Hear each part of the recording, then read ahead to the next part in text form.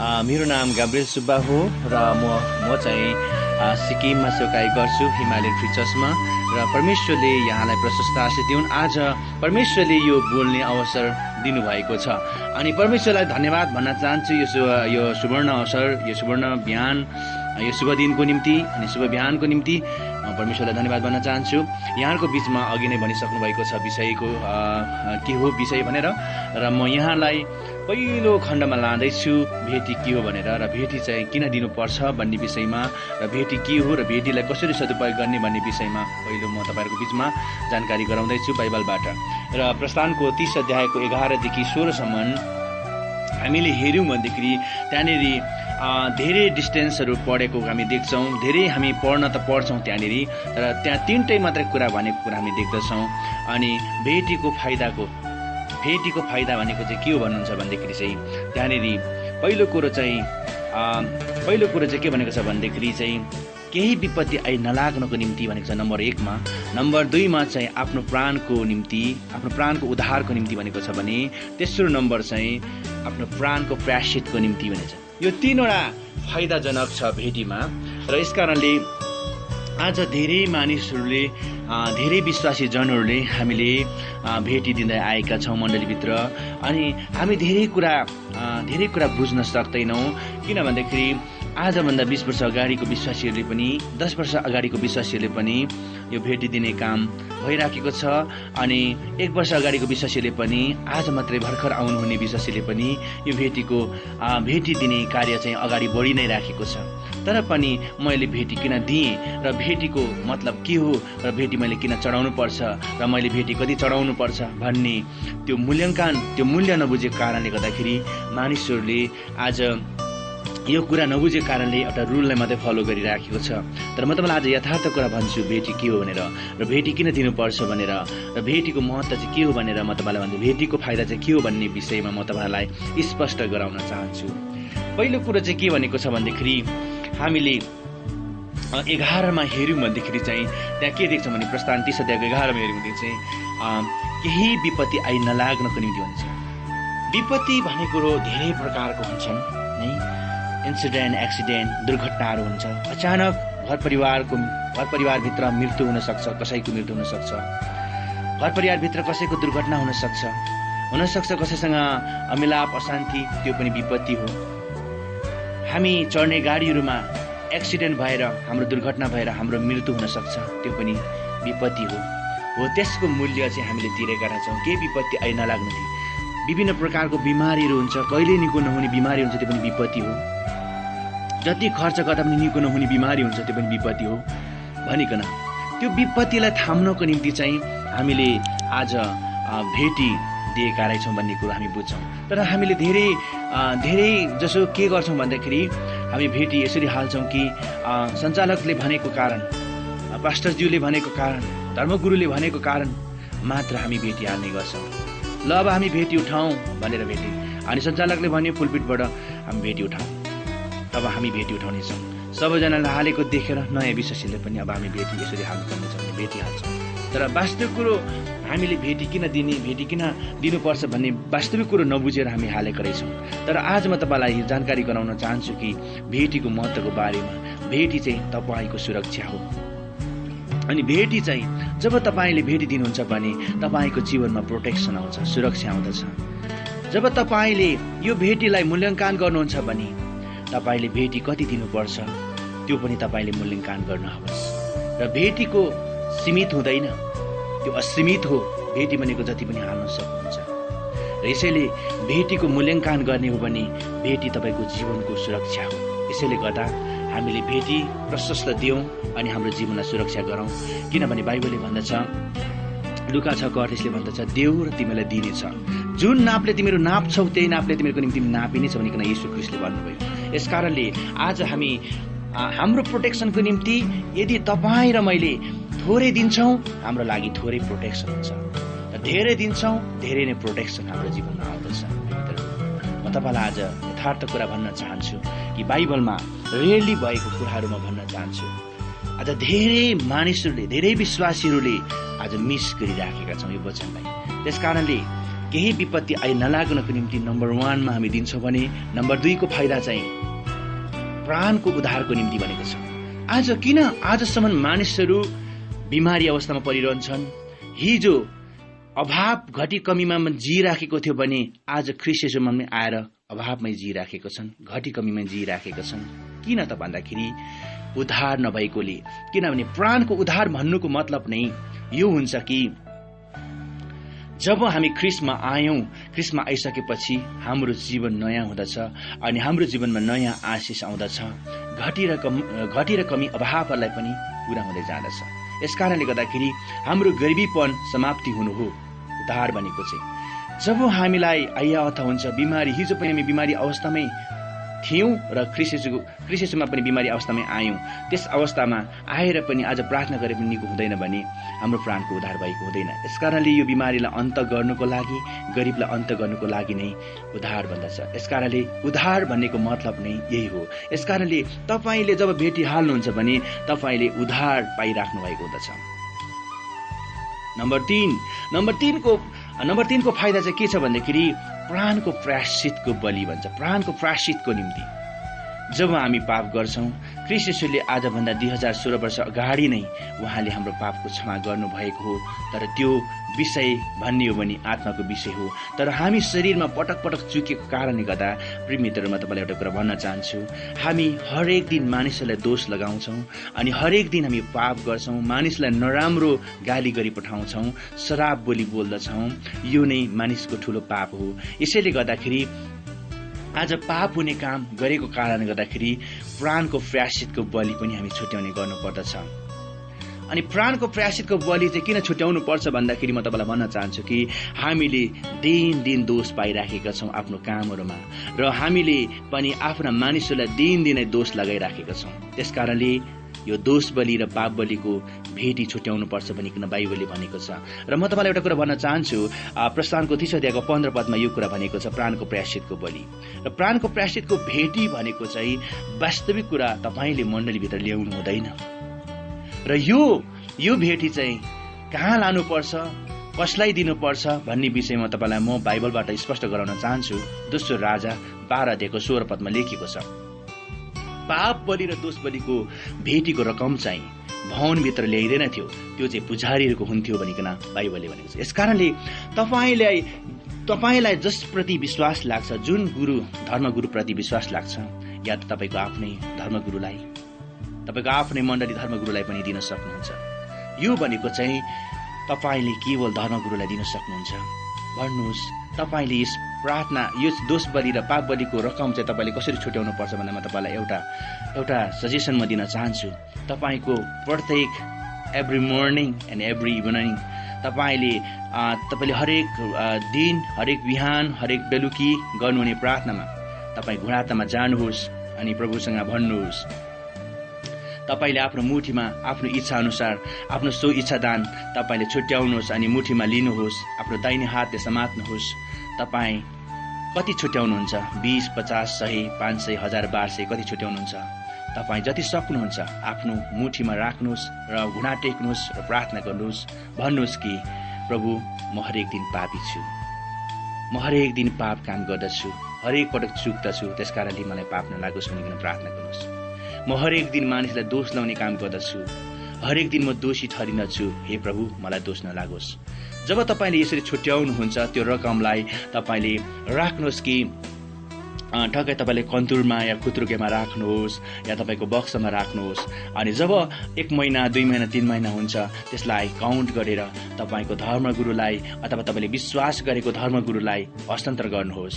जब गर्नुहुन्छ अनि भन्नुहोस् कि यो चाहिँ मेरो जीवन भेटी हो, यो जीवनदानको भेटी हो, त्यसले गर्दा मलाई प्रार्थना गरिदिनुहोस् ताकि मलाई दोष नलागोस्, पाप नलागोस् भनेर प्रार्थना गर्न लाउनुहोस्।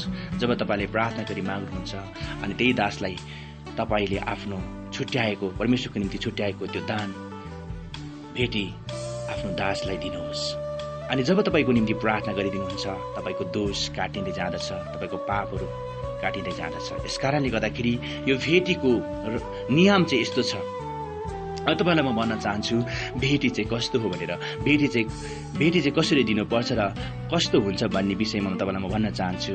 प्रस्थानको 35 अध्यायको 5 पदमा हेर्यौँ भनेदेखि अघिको विश्वासीहरूले इजरायली भन्छ। त्यति बेलाको समयमा यो इजरायली भनेको चाहिँ आजको विश्वासी हो। अनि यो विश्वासीले कस्तो खालको भेटीहरू चढाउनु पर्छ भन्ने विषयमा हेर्यौँ भनेदेखि त्यति बेलाको समयमा इजरायलीहरूले सुन चाँदीको भेटी नै ल्याउँथे भनेको थिए। आज तपाईँले 21 र 22मा हेर्नुभयो भनेदेखि पनि त्यहाँनिर सुन चाँदी अमूल्य थोकहरू त्यहाँनिर भेटीमा ल्याउने, सो इच्छा सो चित्तले उद्धार चित्तले ल्याउने गर्थे भन्ने कुरो, राजी खुसीले ल्याउँथे भन्ने कुरा हामी पाउँछौँ। तर आज हामी यस्तो छौँ, हामी मण्डलीभित्र यस्तो खालका विश्वासीहरू छौँ कि हामी आज धेरै प्रकारको हामी विश्वासीहरू छौँ। तर आज हामीले रकम थोरै दिएका छौँ, किन भन्दाखेरि प्रभुलाई भेटी थोरै दिएका छौँ, किन भन्दाखेरि हामीले त्यसको महत्त्व नबुझेको कारणले गर्दाखेरि आज थोरै दिएका छौँ। यदि हामीले भेटीको महत्त्व बुझ्ने हो भने प्रिय मित्रहरू, हामी तपाईँ र मैले धेरै नै रुपैयाँ पैसा प्रभुको निम्ति हामी दिँदछौँ। त्यति बेलाको समयमा इजरायलीहरूले सुन चाँदीको भेटी ल्याए भन्छ। आजको विश्वासीहरूले भन्यौँ भने 5 रुपियाँ 10 रुपियाँ 20 रुपियाँदेखि भाइ खाल्दैन। हेर्नुहोस्, एक घर परिवारमा 5 जना छन्, तर ती 5 जनाले के भन्छन्, हतार गरी आउँदछन् अनि कोष अध्यक्षलाई भन्दछन् यो रुपैयाँ पैसा साढे दिनुहोस् न, हाम्रो जन त धेरै छौँ भन्छन्। अनि त्यो 1 रुपियाँ 5 को नोटलाई चाहिँ 1 बनाउँछन् र 1 रुपियाँ चढाउँदछन्। हेर्नुहोस् प्रिय मित्रहरू, हाम्रो प्राणको उद्धार, हाम्रो प्राणको प्रायश्चित, हाम्रो विपत्ति चाहिँ 1 रुपियाँ 2 रुपियाँले रोकिँदैन। 5 रुपियाँ 10 रुपियाँले 100 रुपियाँले हाम्रो जीवनको विपत्ति रोकिँदैन। प्रिय मित्रहरू, सपोज तपाईँलाई म एउटा उदाहरण दिन चाहन्छु। तपाईँ चढेको गाडी, एक दिन तपाईँ हाई रोडमा जानुभयो या कुनै यात्रा गरेर जानुभयो, जाँदै तपाईँको गाडी र उताको गाडी पनि एकदम स्पिडमा आइराखेको छ र तपाईँ चढ्नुभएको गाडी पनि स्पिड गइरहेछ। त्यो गाडी ठोक्यो भनेदेखि के हुँदछ तपाईँलाई थाहा छ? याद गर्नुहोस्, स्पोट डेट हुँदछ, सिधै मृत्यु हुँदछ। अनि त्यो मृत्यु चाहिँ त्यति बेला त्यो मृत्युलाई तपाईँ र मैले ब्याङ्क ब्यालेन्स गरेको ब्यालेन्सले हामीलाई बचाउन सक्दैन। आज यो सम्बन्धीमा यीशु ख्रीष्टले लुकाको 12 अध्यायको 15 पदमा भन्नुभएको छ, आफूलाई सबै किसिमको लालचबाट जोगाओ, किनकि मानिससँग भएका प्रशस्त चिजहरूले मानिसको जिन्दगी रहँदैन भनिकन यीशु ख्रीष्टले भन्नुभयो। प्रिय मित्रहरू, यस कारणले गर्दाखेरि हाम्रो जिन्दगी बचाउनको लागि त्यति बेला हामीसँग जति मूल्य तिरे तापनि तपाईँ र मैले 10 वर्ष अगाडिदेखि ब्याङ्क ब्यालेन्स गर्दै आएको होला, हुनसक्छ हामीसँग 10-12 लाख होला, हुनसक्छ 1 करोडै होला, तर त्यो करोडले पनि हाम्रो जिन्दगीलाई बचाउन सक्दैन। प्रिय मित्रहरू, जुन ठोकिएको गाडीमा नि हाम्रो स्पोट डेट भएको छ, त्यो मृतक जीवनलाई बचाउन सक्दैन।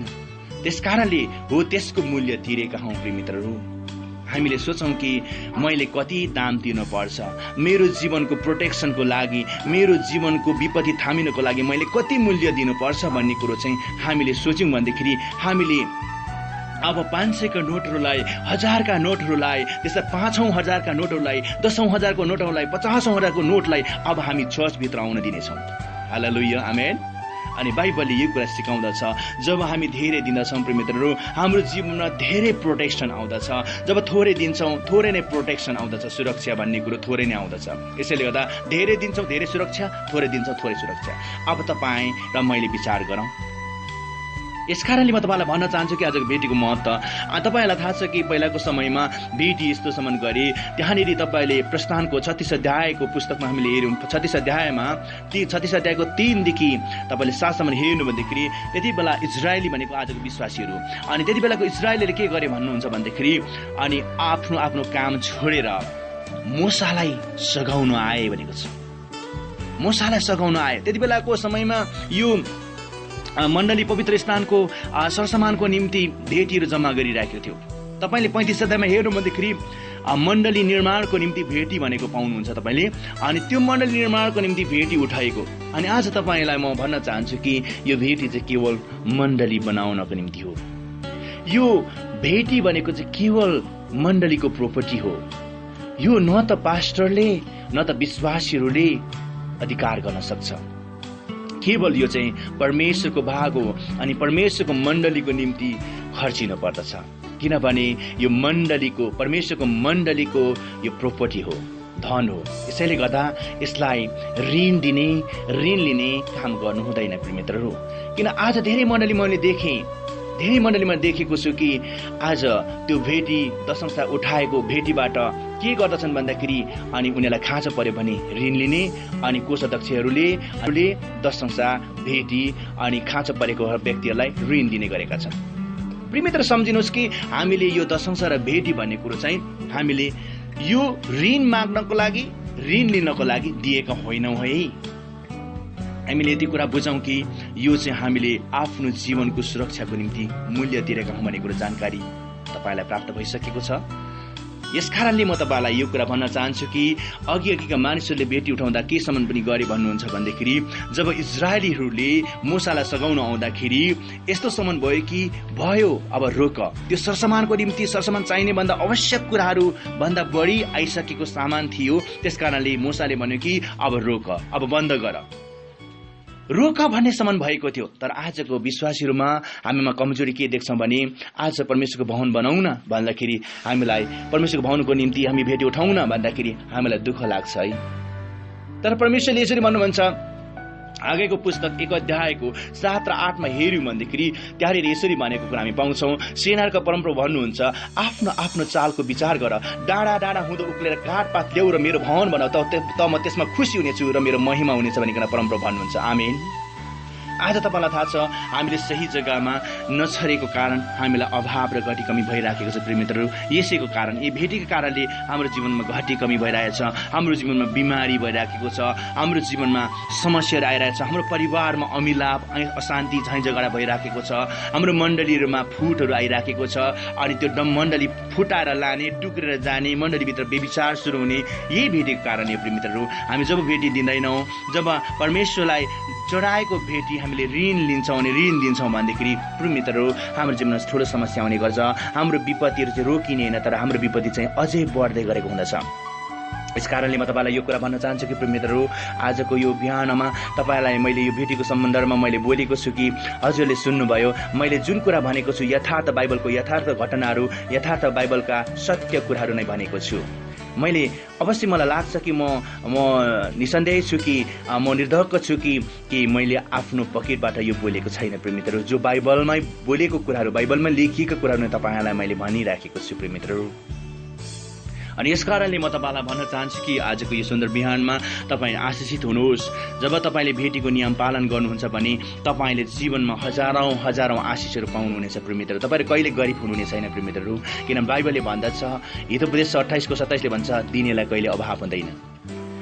जब हामी दिन्छौँ नि प्रियमित्रहरू हामीले कहिले घटी कमी हुँदैन। तपाईँलाई थाहा छ एउटा कुरो, हागेको 1 अध्यायको 4 पदले भन्दछ, प्रभुले भन्नुभएछ, मेरो भवन उजाड भइराखेको देख्दा देख्दै पनि के छानाले छाएको घर मुनि के बस्ने समय छ र भनेको छ। आज हामी आफ्नो छाना मात्रै लाउन चाहन्छौँ, तर परमेश्वरको भवन चाहिँ उजाड भइरहेछ, छाना छाइरहेछ, धेरै मण्डलीहरू विस्तृत भएको देखेका छौँ, तर पनि हामी त्यसको व्यवस्था गर्छौँ।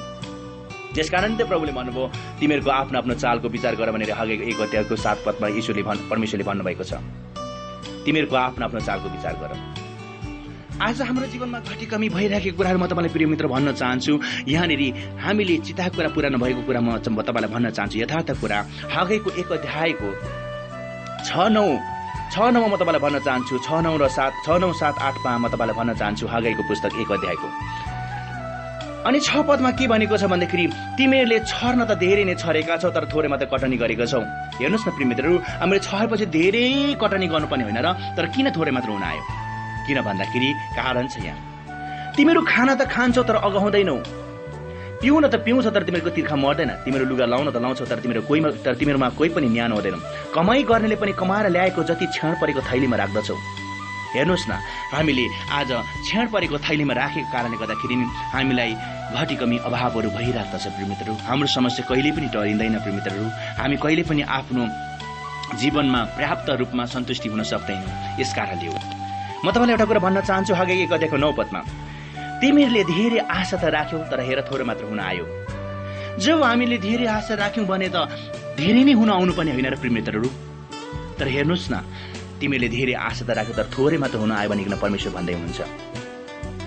जब तिमीले त्यो घरमा लिएर आएको थियो त मैले त्यो फुकेर उडाइदिएँ भने, यो फुकेर उडाइदिएँ भनेको मतलब चाहिँ के भन्नुहुन्छ भने म तपाईँलाई एउटा कुरा भन्न चाहन्छु, जति कमाए पनि नपुग्ने। तपाईँले 5,000 कमाउनुहुन्थ्यो आजभन्दा केही वर्ष अगाडि, तपाईँलाई पुगिराखेको थियो। तर आज तपाईँ आएर 10,000 कमाउँछ तापनि पुग्दैन। तपाईँ भोलि गएर 20,000 कमाउनुहुन्छ तापनि पुग्दैन। 50,000 दिनमा कमाए पनि तपाईँलाई पुग्दैन। जति कमाएर ल्याए पनि प्रभुले फुकिदिनुहुन्छ भनेको मतलब चाहिँ थियो।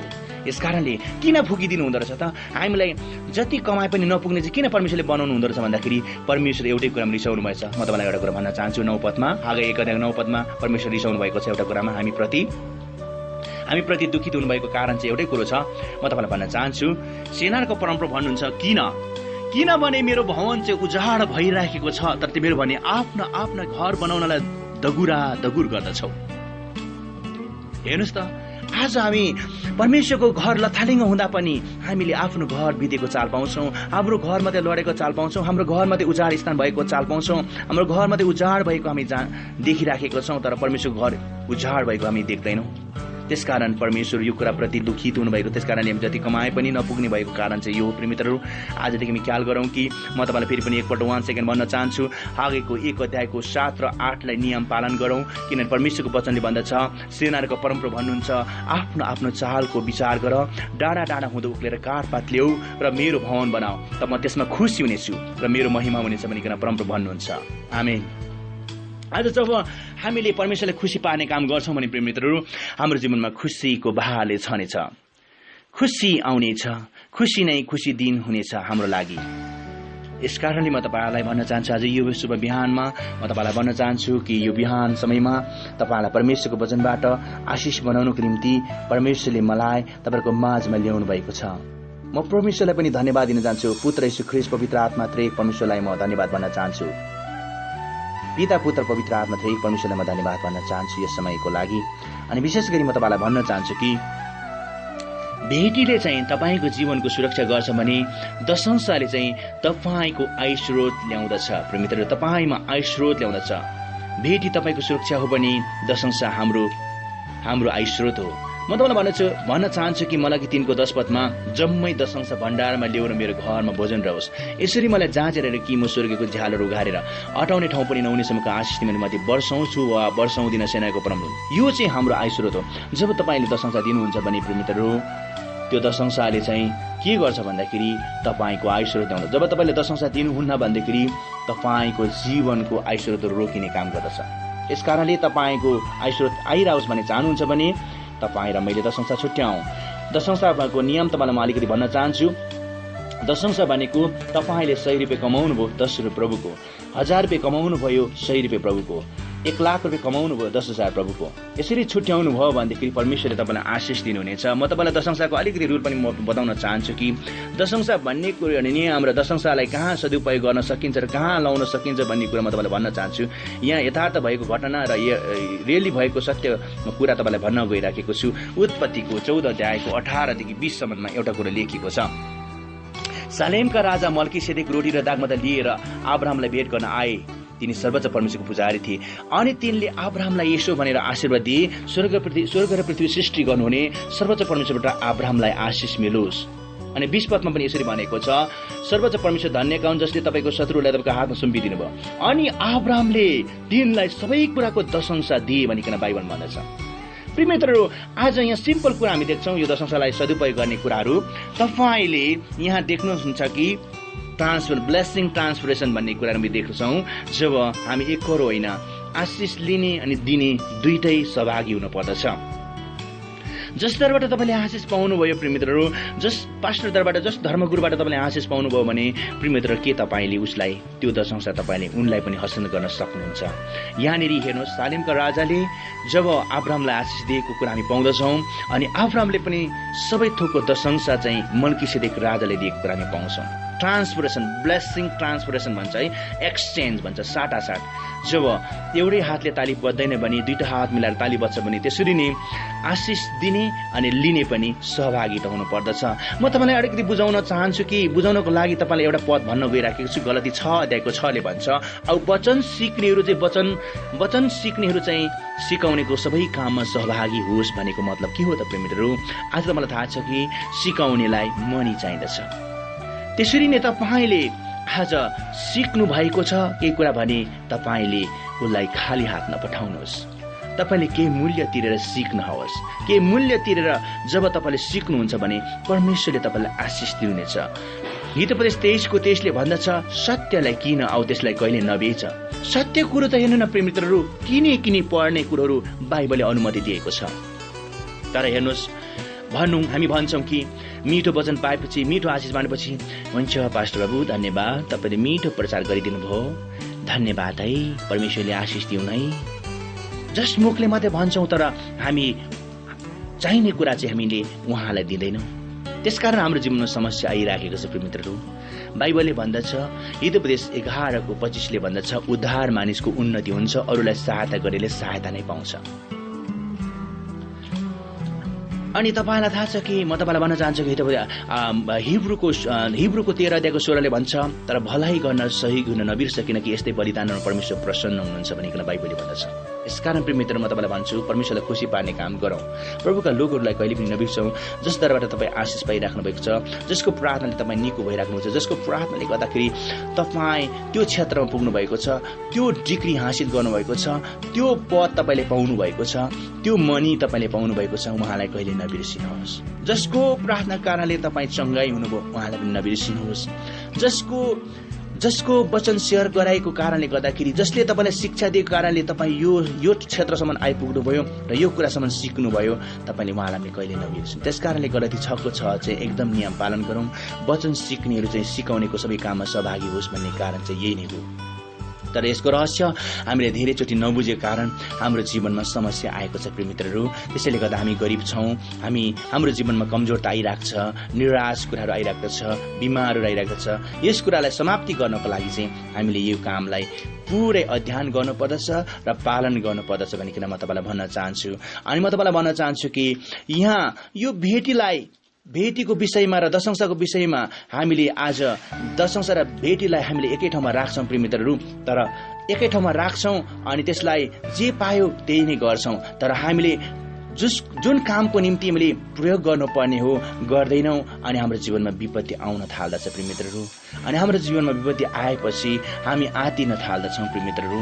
जब हामीलाई आत्तेपछि, त्यो विपत्ति आइसकेपछि आत्तेर हुँदैन, तर त्यो विपत्ति आउनुभन्दा अगाडि नै हामी एटेन्सन हुनुपर्दछ, सतर्क हुनुपर्दछ। त्यस कारणले यो दशंश र भेटीको विषयमा चाहिँ भेटीको विषयमा त म तपाईँलाई भन्न चाहन्छु, न त पास्टरले न विश्वासीले यो कुरालाई चाहिँ हामीले एकदमै ग्रहण गर्नुपर्छ कि हामीले यो भेटी दशंश लेनदेन गर्ने काम गर्नु हुँदैन। रुपैयाँ पैसा हामीलाई अभाव परे तापनि हामीले कहिले पनि यसलाई सदुपयोग गर्नु हुँदैन र हामीले ऋण लिने काम गऱ्यौँ भने हाम्रो जीवनमा विपत्ति आइ नै राख्दछ, हाम्रो जीवनमा सुरक्षाको कमी आइ नै राख्दछ। जब हामीले यो भेटीबाट त्यसो गर्छौँ भने र दशंशबाट हामीले ऋण लिने र दिने काम गऱ्यौँ भने प्रेमित्रहरू, हाम्रो जीवनमा भएको आयस्रोतहरू रोकिने जाँदछ, हामीलाई घटी र कमी, अभावहरू, दुःख आइ नै राख्दछ प्रेमित्रहरू। यसैले गर्दा आजको यो बिहानमा तपाईँलाई म भन्न चाहन्छु कि मैले भन्न त धेरै थियो, यहाँ तपाईँलाई थाहा छ कि म तपाईँलाई एक दुईजनाको मृत्यु म भन्न चाहन्छु र म आजको वचन यहीँ समाप्त गर्न चाहन्छु। भेटी र दशंशको कारणले गर्दाखेरि आज धेरै मानिसले जीवन गुमाएको कुरा म तपाईँलाई भन्न चाहन्छु। जब तपाईँलाई थाहा छ कि भेटीलाई सदुपयोग गर्न सकियो भनेदेखि, ठिक ठाउँमा प्रयोग गर्न सकियो भने परमेश्वरले सो ब्लेस दिनुहुनेछ, आशिष दिनुहुनेछ। अनि म तपाईँलाई भन्न चाहन्छु कि दोस्रो राजा 12 11 र 12 पदमा यो यहुदा यरुसलेमको जो चाहिँ युहास भन्ने राजाले जब त्यो भेटीलाई चाहिँ मण्डलीको कामको निर्माणको कामको निम्ति सिकर्मी, डकर्मी अनि ढुङ्गा कटाउनेलाई जब जेला दियो, त्यति बेला उसले 12 पदको 1मा आएर हेर्नुहुन्छ भने यहुदाको राजा, जब तपाईँले इजरायलको राजालाई हेर्नुहुन्छ भनेदेखि युहास भन्ने राजालाई चाहिँ, यरुसलेमको युहास भन्ने राजाले चाहिँ 40 वर्षसम्म राज्य गरेको कुरा पाउँदछौँ। सो ब्लेस थियो। जब त्यही मान्छेले आएर 18 पदमा बेइमान गर्यो अनि त्यो उठेको भेटीहरू रकममा महलमा भेटिएको भेटीहरू अनि उसको पवित्र भवनमा भेटिएको भेटीहरू अनि छुट्याइएको भेटीहरू जब उसले यहुदाका राजा हजाएललाई दिँदछ अनि हजाएल पनि त्यसै गरी त्यो लिने व्यक्ति पनि यरुसलेमबाट हटेर गएको हामी देख्छौँ। त्यसै गरी उसको विपत्ति के आयो भन्नुहुन्छ भन्दाखेरि 20 पदमा आएर चाहिँ उसकै सेवकहरू योआस राजाको आफ्नै सेवकहरू उसको विरुद्धमा उठेर चाहिँ सिल्लको अरालोमा मिल्लोको घरमा मारिदिएको हामी पाउँछौँ, स्पोर्ट डेट। त्यस कारणले गर्दाखेरि आज भेटेको कारणले यो योआस भन्ने राजाले जीवन गुमाएको छ। अनि म तपाईँलाई भन्न चाहन्छु कि यहुदा इस्करियोतीले पनि भेटेको कारणले आफ्नो ज्यान गुमाएको कुरा म तपाईँलाई भन्न प्रमाणित गराउन चाहन्छु। यूहन्ना 12:6 पदमा हेर्नु भन्दाखेरि त्यसले भेटेको थाइलो बोक्थ्यो अनि त्यसबाट बेला बेला अथवा घरिघरि चोर्ने गर्थ्यो। कोही कोही समयमा उसले चोर्ने गर्थ्यो त्यो भेटीबाट। त्यस कारणले गर्दाखेरि उसको जीवनमा मृत्यु आए। मित्रहरू, तपाईँलाई मत्ती 27 1देखि 5 सम्म तपाईँले हेर्नुहोस्, बाइबल खोलेर हेर्नुहोस्, त्यहाँनिर उसको मृत्यु भएको छ। जब यीशुलाई क्रुसमा टाँगिराखेको देख्दछ, मैले चाहिँ एउटा निर्दोष प्रभुलाई क्रुसमा टाँगेछु, अब छोडिदेऊ भन्दाखेरि पुजारीको त्यो 30 टुक्रा चाँदीको सिक्का फर्काउन ल्याउँदाखेरि अनि पुजारीले भन्दछ, तिमी जान, हामीले पापको मूल्य तिरिसकेका छौँ। अनि त्यो व्यक्तिले के गर्छ, उसको जीवनमा अशान्ति भएपछि त्यो 30 टुक्रा चाँदीको सिक्का मन्दिरको अगाडि फ्याँकिराखेर ऊ झुन्डिएर मर्दछ। मित्रहरू, हेर्नुहोस् त, भेटेको कारणले उसको जीवन गुमाएको छ यो यहुदा इस्करियोतीले, जो ख्रीष्ट येशूको 12 चेला मध्येको एक चेला हो। र तपाईँलाई म भन्न चाहन्छु कि प्रेरितको 1:18 पदमा चाहिँ ऊ उन्दोमुन्टो भई खस्यो र उसको भुँडी फुट्यो र आन्द्राहरू छरिए भनेको छ, आन्द्राहरू निस्किए भनेको छ। त्यस कारणले यति बिजोकले मरेको छ। प्रिमित्रहरू, यो चाहिँ केवल 30 टुक्रा चाँदीको सिक्काले होइन। प्रिमित्रहरू, यसको खास कारण म तपाईँलाई भन्न चाहन्छु, यो व्यक्तिले यूहन्ना 12:6 पदमा भेटी चोर्ने गरेको कारणले, यसको जीवन भेटीको कारणले यसले आफ्नो जीवन गुमाउनु पर्यो। अनि म तपाईँलाई एउटा कुरा भन्न चाहन्छु, यो भेटीकै कुरामा म तपाईँलाई भन्न चाहन्छु, यहाँनिर श्रीमान श्रीमती भन्ने व्यक्ति तपाईँले पाउनुहुन्छ, जो चाहिँ तपाईँले पाउनुहुन्छ कि हननिया र सफिरा भन्ने। तपाईँले प्रेरितको 5 अध्यायको 1देखि 11 सम्म हेर्नु भन्दाखेरि यिनीहरूको घटना घटेको छ र दिनमा 12 घण्टा हुन्छन्। हेर्नुहोस् प्रेमित्रहरू, आधा दिनमै यिनीहरूले जीवन गुमाएका छन्। केही समयमा उनीहरूले केही जमिनहरू बेचे अनि जमिन बेचेपछि केही हिस्साहरू चाहिँ उनीहरूले घरमा राखे अनि केही हिस्सा चाहिँ प्रेरितको चरणमा ल्याउँदाखेरि पत्रुसलाई पवित्र आत्माले देखाउनु हुँदछ अनि हननियालाई सोध्दछ। जब मण्डलीभित्र आउँदछ, ए हननिया, के तिमीले त्यतिमै बेचेको हौ? के बेचेको हो भन्दाखेरि हो भन्छ। के त्यो बेचेर पनि तिम्रो आफ्नै थिएन र भनेर भन्दछ। तिमीले मानिसहरूलाई त होइन, तर परमेश्वरलाई ढाँटेको हो, पवित्र आत्मासँग तिमीले झुट बोल्न कसरी हिम्मत भयो भन्ने बित्तिकै हननिया पछाडेर मरेको छ। प्राय 3 घण्टा पछाडि त्यसपछि जवानहरूले आएर उसलाई गाडी दिएको छ, बाहिर लगेर गाडी दिएको कुरा हामी पाउँछौँ। त्यसपछि प्राय 3 घण्टा पछाडि उसको श्रीमती सफिरा भन्ने पनि आउँदछ अनि उसलाई पनि पत्रुसले सोध्दछ, के तिमीले त्यतिमै बेचेको हौ भन्दाखेरि हो भने तिमीहरू श्रीमान श्रीमती मिलेर तिमीलाई एउटै महत्त्व मिलेर कसरी तिमीलाई परमेश्वरसँग झुट बोल्न, पवित्रसँग झुट बोल्न तिमीलाई हिम्मत भयो भन्ने बित्तिकै तिम्रो लोग्नेलाई गाड्ने उही ढोकामा उभिराखेका छन्, जवानहरू उभिराखेका छन्, तिमीलाई पनि तिनीहरूले आएर लगेर गाड्नेछन् भन्दाखेरि त्यति बेला सफिराले पनि आज ज्यान प्रान्त गुमाएका छन्, आफ्नो प्रान्त भएको छ। यसैले गर्दा प्रेमितहरू 6 घण्टाको अन्तरालमा हेर्नुहोस्, 6 घण्टाको भित्रमा त्यो 3 घण्टाको अन्तरालमा जब दिनमा 12 घण्टा हुन्छ भने आधा दिनमै श्रीमान श्रीमतीले त्यो 3 घण्टाको अन्तरालमा आफ्नो ज्यान गुमाएको छन्। यसकारणले म तपाईँलाई भन्न चाहन्छु कि प्रेमितहरू, म तपाईँलाई भन्न चाहन्छु कि आज यो भेटी र दशंशाको कारणले हाम्रो जीवनमा मृत्यु ल्याउँदछ। म तपाईँलाई एउटा कुरा भनेर म शेष गर्न चाहन्छु, दशंशाले पनि मृत्यु ल्याउँदछ भन्ने कुरा म तपाईँलाई आखिरी कुरा भनेर म शेष गर्न चाहन्छु कि आजको वचनमा तपाईँले पक्कै पनि सुनिराख्नु भएको छ होला। म तपाईँलाई भन्न चाहन्छु कि हिब्रूको 7 अध्यायको 8मा हेर्नुहुन्छ भने यहाँ मर्नुपर्ने मानिसहरूले दशंशा लिन्छन्, तर त्यहाँ एकजनाले जसको विषयमा व्यवस्थाले सधैँभरि बाँचिरहने भने पुष्टि गरेको छ।